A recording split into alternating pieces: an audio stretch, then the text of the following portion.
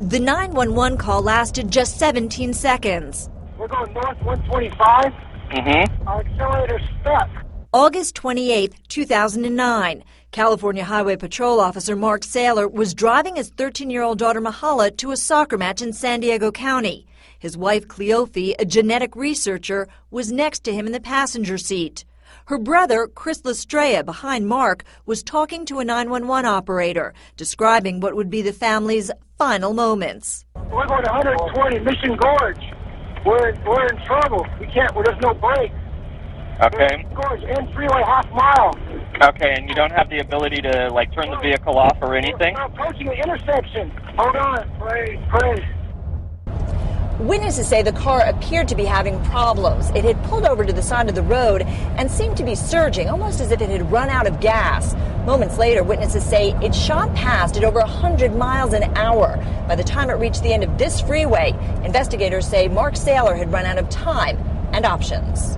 The car slammed into the back of another vehicle, continuing straight through the intersection and hitting this embankment. Witnesses say the car went airborne, rolling over several times before landing in this dry riverbed and bursting into flames. The family died instantly, leaving behind relatives like cousin Joe Adal asking why. It's absolutely devastating for everybody.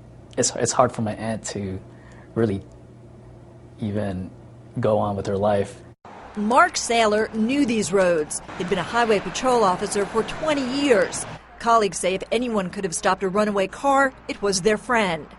He's great on the brake and on the accelerator. He knew how to control a car very well.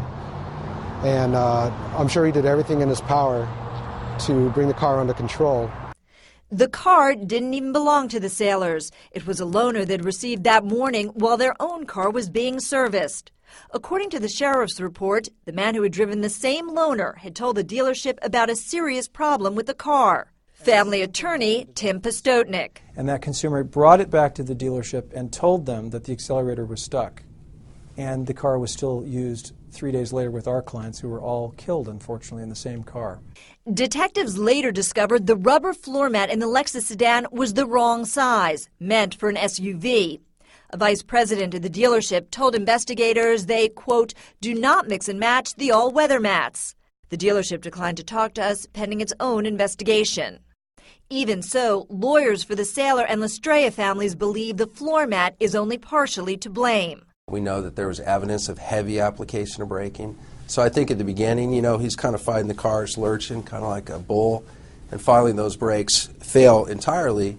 That throttle's wide open. That car takes off like a rocket. Friend John Concepcion gave a eulogy at the funeral, describing Saylor as a religious man of great faith and strong opinion who fell in love with his wife at first sight. He was very persistent. He knew what he wanted, and he knew that at that time this was a woman that he wanted to spend the rest of his life with. The couple doted on daughter Mahala, Mark coaching her soccer team. His main focus was obviously on his daughter, who was growing up. Real good kid, real loving, real curious, wanted to know about everything. The head of Toyota expressed sympathy for the deaths. Now the family hopes the millions of recalls prompted by this tragedy will help save others. They're in a good place right now. Do you believe that? Absolutely. They're heroes and angels. Deborah Farrick, CNN, San Diego.